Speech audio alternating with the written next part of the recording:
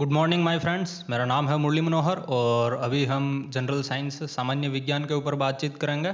सामान्य विज्ञान जो मैं अभी पढ़ाने जा रहा हूँ, इसको अपन सबसे बेसिक टॉपिक कोशिका से शुरुआत करके सबसे लास्ट तक इसको पूरा करेंगे।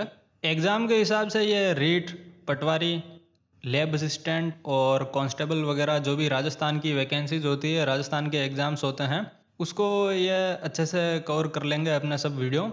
और जो साइंस के जो भी स्टूडेंट्स हैं कक्षा 9 से कक्षा 12, उनके लिए भी ये बेनिफिशियल होगा। और जो आर्ट्स के हैं जिनको साइंस से कभी कोई लेना देना नहीं रहा, उनको भी जनरल साइंस की एक स्टडी होनी चाहिए ताकि उनकी हालत कभी ऐसे नहीं होगा। और जैसे मैंने अभी बोला कि यह अपना वीडियो लेक्चर रीट, पटवारी और कांस्टेबल वगैरह जितने भी एग्ज़ाम्स होते हैं उन सब के लिए बेनिफिशियल होगा। तो मेरी राय यह है कि भाई ये सब कोचिंगों का धंधा है जिसके अंदर यह किसी अलग वैकेंसी के लिए अलग साइंस का वो निर्माण कर देते हैं कि जैसे रीट के लिए मंगल ग्रह से साइंस आएगी और पटवारी के लिए ये कहीं रशिया से साइंस लेके आएंगे और कांस्टेबल के लिए इनके पास अमेरिका से पढ़ाने वाले आएंगे। तो ये सब एक धंधा है। साइंस एक ही चीज़ होती है। कक्षा 9वीं और कक्षा 10वीं की जो बेसिक साइंस है उसी को पढ़ के खूब सारे एग्ज़ाम क्लियर हो जाते हैं। बस थोड़े क्वेश्चंस वगैरह अलग अलग जगह से लाके अपने को सॉल्व करने होते हैं। तो जो साइंस है जिसके ऊपर अभी अपन बातचीत करेंगे, ये एक बेसिक साइंस है। इसको जीरो से शुरू करके एकदम फाइनल टॉप टच तक अपन लेके जाएंगे। और इसके बीच में जो भी छोटी मोटी हर एक चीज़ होगी, सबसे बारीक से बारीक चीज़, उसके ऊपर अपन चर्चा करेंगे ताकि कोई भी अपना टॉपिक छूटे नहीं, साफ सही तरीके से कहें। इसी वीडियो लेक्चर को देख के आप हर एक एग्ज़ाम क्लियर कर सकते हैं। ऐसा नहीं है कि सेल्स जो अपनी कोशिकाएं होती है उनके अंदर अपन ने सभी साइटोप्लाज्म वगैरह अंदर जो भी चीज़ें होती है, जो भी उनके अंदर ऑर्गेनल्स होते हैं, उन सबको पढ़ लिया और फिर यूपीएससी के एग्ज़ाम के अंदर उन्होंने कोई अलग आविष्कार करके बताया कि कोशिका के अंदर तो ये चीज़ भी होती है, आपने नहीं पढ़ी। हर एक चीज़, हर एक एक क्वेश्चन इसी जगह से निकल के आता है, बस अपने को अपना नज़रिया बदलना होता है। तो ओके, शुरू करते हैं अपन आज का लेक्चर। आज के इस लेक्चर के अंदर हम लोग कोशिका के ऊपर बातचीत करेंगे और जिसके अंदर अपन इसकी छोटी मोटी चीज़ें जैसे कोशिका झिल्ली, कोशिका भित्ति, सेल वॉल, सेल मेम्ब्रेन वगैरह क्या होती है, माइटोकॉन्ड्रिया, एंडोप्लाज्मिक रेटिकुलम के ऊपर भी थोड़ी बातचीत करेंगे। लेकिन क्या वीडियो को अपन 25-30 मिनट से ज़्यादा बड़ा बना नहीं सकते हैं, इसलिए आज छोटे मोटे जो टॉपिक्स वगैरह हैं इसके अंदर उन्हीं को अपन कवर कर पाएंगे। लेकिन एज ए आर्ट्स स्टूडेंट, मैं भी आर्ट्स का ही स्टूडेंट हूँ, तो मैं पहले आपको ये समझा देता हूँ कि इसको पढ़ने की ज़रूरत क्यों पड़ रही है अपने को। तो देखो, जैसे हिंदी के अंदर अपन संज्ञा सर्वनाम से शुरुआत करते हैं और गणित के अंदर जोड़ बाकी से। जैसे ही बायोलॉजी आती है, बायोलॉजी की शुरुआत होती है सेल से, कोशिका से। 9th क्लास के अंदर साइंस के अंदर बायोलॉजी का जो सबसे पहला चैप्टर है वो सेल से ही शुरू हो रहा है और बायोलॉजी की शुरुआत भी यहीं से होती है। इसलिए अपना पहला टॉपिक सेल रहेगा। उसके अंदर मैं आपको कुछ एक दो एग्जाम्पल देकर समझा देता हूँ कि अपने को ये समझने की ज़रूरत क्यों पड़ रही है। हम लोग समझते हैं कि कोई बिल्डिंग कैसे बनती है। जैसे एक ईंट है और इसके साथ आप हजारों लाखों ईंटें मिला लो तो एक मकान बन जाएगा। और जो क्रेशर गिट्टी है इससे आप सड़क बना लेते हो, और जो मार्बल है इससे आप लाल किला नहीं ताजमहल बना लेते हो। तो एक बात आप समझो कि जब इसी ही चीज़ को खूब सारा मिला लो तो कोई नई चीज़ बन रही है, बहुत बड़ी चीज़ बन रही है। एक बात आप सोचो कि जो सफ़ेद मार्बल है इससे क्या अपन लाल किला बना सकते हैं, या फिर कोई ईंट है इससे अपन सड़क बना सकते हैं? तो नहीं बना सकते हैं। इससे अपने सामने कुछ एक चीज़ें आती है, उनको अपन देखते हैं। देखो, अगर मकान बनाना है तो जो सबसे आधारभूत, सबसे बेसिक जो चीज़ है, छोटी से छोटी चीज़ है जिसकी अपने को ज़रूरत पड़ेगी, वह है ईंट। और ऐसी खूब सारी ईंटें चाहिए अपने को। दूसरी चीज़, इस ईंट से केवल मकान बनेगा, कोई ताजमहल खड़ा नहीं होगा। मकान में भी केवल दीवार बनेगी, इसकी छत नहीं बनेगी। तो इसका मतलब यह हुआ कि एक जो ईंट है इसका एक फिक्स काम है, इसका कोई एक निश्चित फंक्शन है और यह बस उसी काम को करती है, उसी एक निश्चित कार्य को पूरा करती है। और इसीलिए जो कोशिका है इसको अपन एक कार्यात्मक इकाई कहते हैं। और जब लाखों, करोड़ों, अरबों कोशिकाएं मिलकर आपके शरीर की संरचना बनाती है और उस संरचना की जो सबसे छोटी बेसिक इकाई, मौलिक इकाई सेल है, इस कारण सेल को अपन एक संरचनात्मक इकाई कहते हैं। 9th क्लास का बायोलॉजी का पहला चैप्टर नाम यही है, cell structural and functional unit of life. और जैसे अभी पहले मैंने बोला कि हर एक कोशिका का एक फिक्स काम होता है, उसी काम को करती है, वो कोई दूसरे काम में नहीं लग जाती कि मेरे को ये काम भी करना है। हर एक कोशिका के अंदर एक पर्चा होता है, एक कागज़ के टुकड़े के अंदर लिखा होता है कोड भाषा के अंदर कि तेरे को ये काम करना है, वहाँ पे जाना, ये करना, वहाँ से ये लाना, ये करना, सब कुछ। और ये जो भी लिखा होता है इसको कूट भाषा में लिखा होता है, कोड लैंग्वेज में लिखा होता है। और इसी को अपन जेनेटिक इन्फॉर्मेशन कहते हैं, जो न्यूक्लियस के अंदर होती है, जो एक सेल से फिर दूसरी सेल के अंदर सेल डिवीजन होता है तब ट्रांसफ़र होती है, वगैरह वगैरह देख लेंगे आते वक्त उसको। एक ईंट है, उस ईंट को आप फोड़ो तो उसके अंदर आपको कुछ नहीं मिलेगा, लेकिन जब आप एक कोशिका को माइक्रोस्कोप से देखोगे तो उसके अंदर 15-20 खूब सारी अलग अलग चीज़ें मिलेगी आपको। उसके अलग अलग ऑर्गेनल मिलेंगे, अंग मिलेंगे, जिसको हिंदी में अंग या अंग कहते हैं। इसलिए अपने को इस सेल जो टॉपिक है इसको सही से पढ़ने की ज़रूरत पड़ रही है, क्योंकि इसके अंदर खूब सारी और चीज़ें हैं।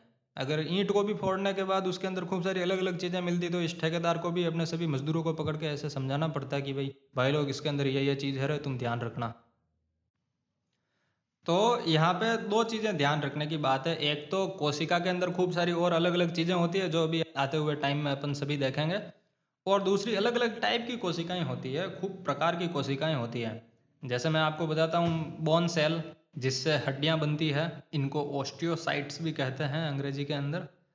और एक बात आप सब ध्यान रखना कि कोई शब्द जो अंग्रेजी के अंदर है ज़रूरी नहीं है कि उसको हिंदी में भी बताया जाए या उसको याद किया जाए, क्योंकि ऐसे खूब सारे मैंने एग्जाम्स देखे हैं जिनके अंदर अंग्रेजी शब्द का जो हिंदी रूपांतरण होता है उसी को अंग्रेजी देवनागरी लिपि के अंदर लिख के क्वेश्चन बना देते हैं। जैसे नर्वस सेल है, तो ये क्वेश्चन यह नहीं बनाएंगे कि भाई निम्न में से तंत्रिका कोशिकाएं किसे कहते हैं, ये उसी को ऐसे बनाएंगे, निम्न में से नर्वस कोशिकाएं किसे कहते हैं, वो नर्वस को ही देवनागरी लिपि के अंदर लिख दिया। हिंदी वाले स्टूडेंट्स पे चोट करने का एक तरीका है सरकार का। आजकल सब ऐसा ही करते हैं, क्योंकि बेरोजगारी खूब बढ़ गई है और इनको सबको कैंडिडेट्स को सॉर्ट आउट करना है, तो यही तरीके अपनाते हैं। तो आपको भी अगर स्मार्ट बनना है तो फिर ये अंग्रेजी के शब्दों को ही याद रख लो तो बेहतर है। तो बोन सेल से हड्डियाँ बनती है, और नर्वस सेल क्या करता है, ये संकेतों को एक जगह से दूसरी जगह भेजता है। और फिर अपने पास है रक्त कोशिकाएं, जिनको ब्लड सेल कहते हैं, जिनके अंदर आरबीसी डब्ल्यूबीसी वगैरह वगैरह होती हैं। ये क्या करती है, ऑक्सीजन है, कार्बन डाइऑक्साइड है, एनर्जी है, और इसके अंदर जो वाटर है, कोई आयंस वगैरह हैं, इन सब को एक जगह से दूसरी जगह लाती ले जाती, इनका ट्रांसपोर्टेशन का काम करती है। फिर अपने पास है मसल सेल।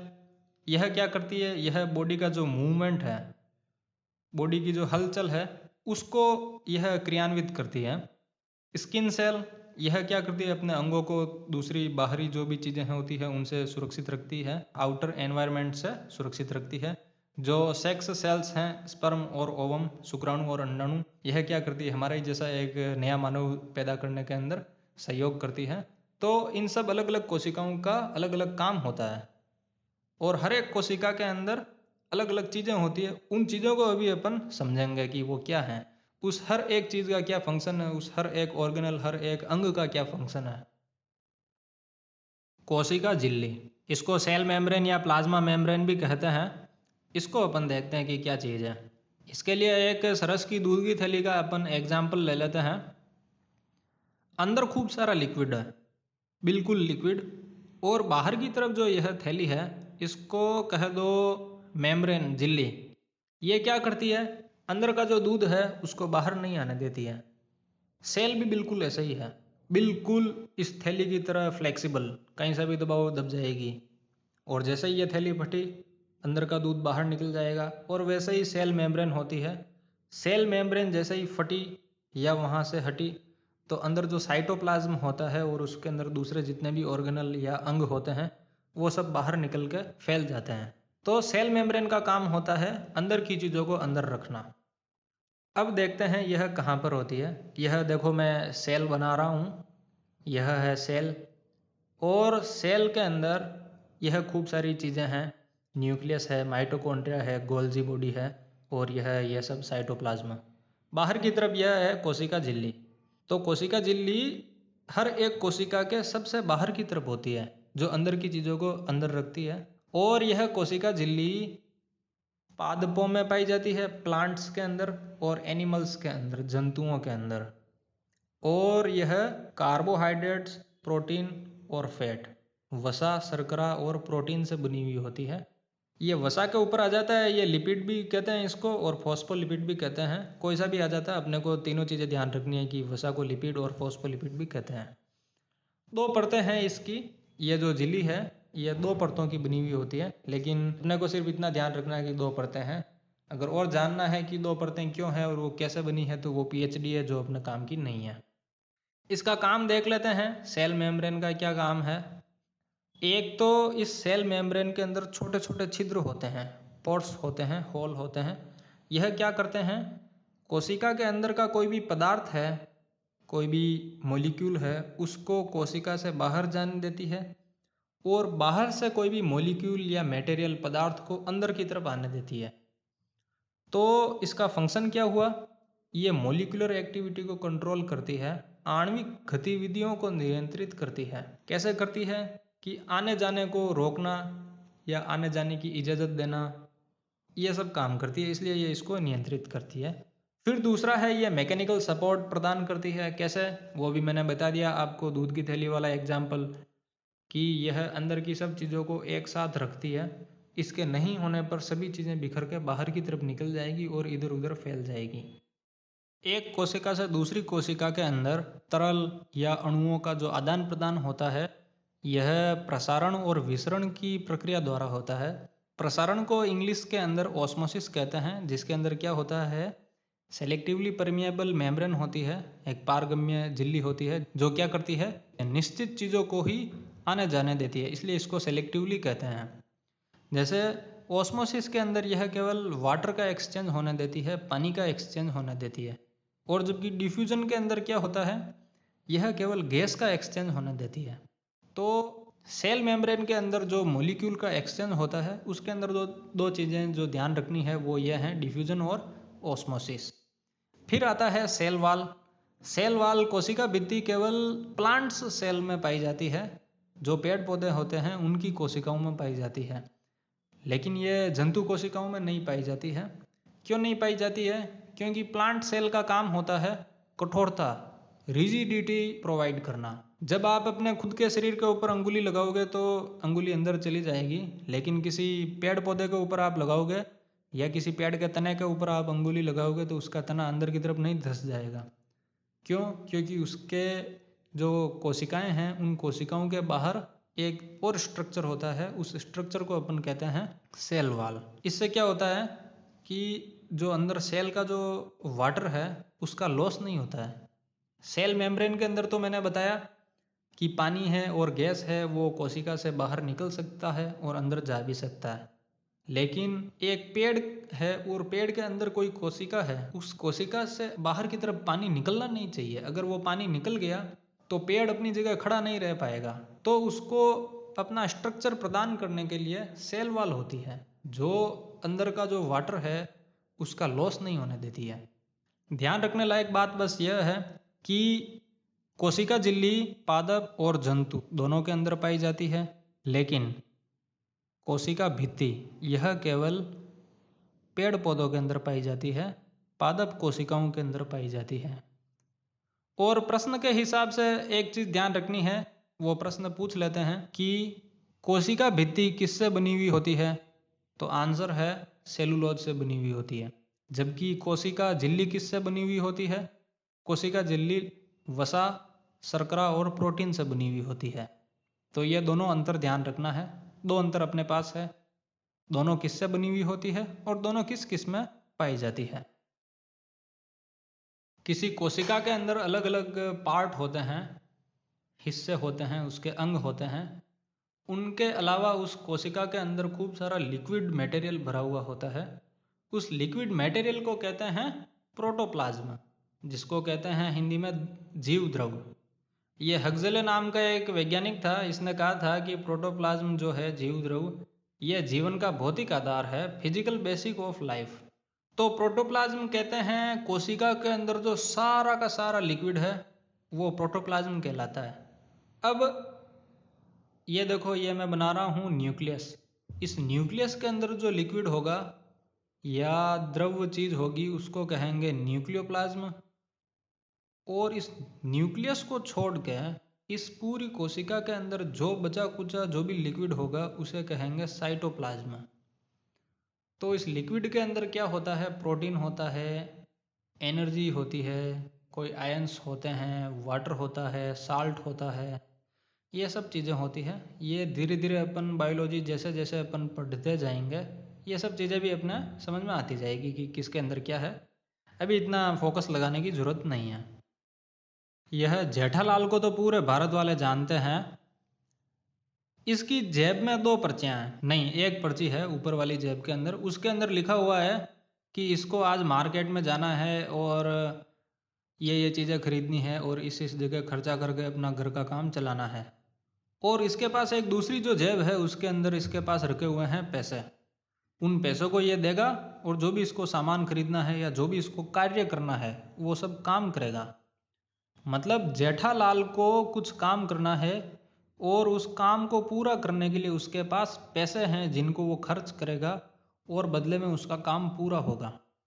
तो 10 मिनट पहले जो मैंने आपको बताया कि हर एक कोशिका के अंदर एक न्यूक्लियस होता है और उस न्यूक्लियस के अंदर कुछ कोड भाषा के अंदर लिखा हुआ होता है कि उस कोशिका को क्या काम करना है और कैसे करना है। तो इस काम को करने के लिए उसको कुछ न कुछ तो खर्च करना पड़ेगा, कुछ एनर्जी तो चाहिए होगी। बिना एनर्जी के वो कोशिका अपना काम कैसे करेगी? तो इसके लिए कोशिका के अंदर जो एक अंग होता है उसको कहते हैं माइटोकॉन्ड्रिया। इस माइटोकॉन्ड्रिया की जो खोज की थी वो थे अल्टमान और बेंडा नाम के 2 वैज्ञानिक थे। इन्होंने इसकी खोज की। ये इसका जो शेप होता है ये माइटोकॉन्ड्रिया का शेप ऐसा होता है। और ये क्या करता है कि जो ग्लूकोज है इसका जब विखंडन होता है या ग्लूकोज जब टूटता है तो एक ग्लूकोज मॉलिक्यूल से 36 एटीपी मॉलिक्यूल बनते हैं और उसके अंदर से 34 एटीपी मॉलिक्यूल तो माइटोकॉन्ड्रिया के अंदर ही होते हैं। एटीपी जो मॉलिक्यूल है इसको कहते हैं एडिनोसिन ट्राइफॉस्फेट। ये एटीपी है, ये कोशिका की एनर्जी करेंसी है।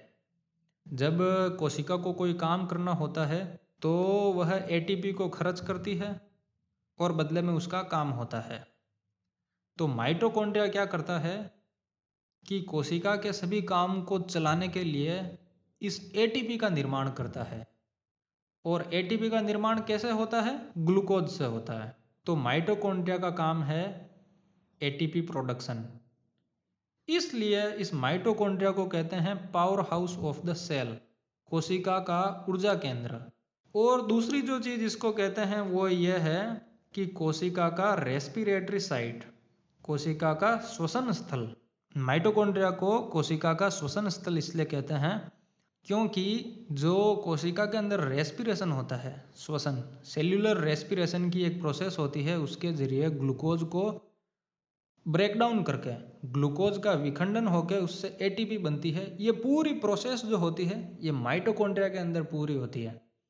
तो माइटोकॉन्ड्रिया कोशिका का वह अंग है जिसके अंदर सेल्यूलर रेस्पिरेशन, कोशिकीय श्वसन की प्रक्रिया होती है और इस प्रक्रिया के पूरे होने के बाद एटीपी का निर्माण होता है। इसलिए माइटोकॉन्ड्रिया को ऊर्जा केंद्र और श्वसन स्थल दोनों चीज़ें कहते हैं। एक और चीज़ जो अपन आगे डीएनए वाले चैप्टर में देखेंगे कि माइटोकॉन्ड्रिया के अंदर डीएनए भी पाया जाता है और उस डीएनए को कहते हैं माइटोकॉन्ड्रियल डीएनए, एमडीएनए कहते हैं। तो माइटोकॉन्ड्रिया का काम यहाँ पे पूरा हो गया। इसमें से जो भी क्वेश्चन बनेंगे वो मैं अगले वाले एपिसोड के अंदर ज़रूर करवा दूंगा, लेकिन हाल फिलहाल के लिए यही काफ़ी है। आज की इस क्लास के अंदर माइटोकॉन्ड्रिया तक ही मैं पढ़ाऊँगा क्योंकि ये अभी और ज़्यादा देखेंगे तो हार्ड हो जाएगा और अपनी हालत ऐसी हो जाएगी। तो अभी तक अपन ने देखा कि कोशिका को समझने की ज़रूरत क्यों है और फिर कोशिका के अंदर जो अलग अलग उसके पार्ट्स हैं, उसकी जो संरचना है, उसके अंदर अपन ने कोशिका झिल्ली देखा, कोशिका भित्ति देखा और ये माइटोकॉन्ड्रिया अपन ने देख लिया। तो आज का लेक्चर यहीं पे ख़त्म होता है क्योंकि ज़्यादा लंबा हो जाएगा तो मज़ा नहीं है। और अगर आपको लगता है कि मैं एक मज़ेदार तरीके से आपको जो टेढ़ी मेढ़ी विज्ञान है इसको समझाने के अंदर सफल हो रहा हूँ तो आप मेरे को ज़रूर सब्सक्राइब करें और वीडियो को लाइक करें। Okay, thank you.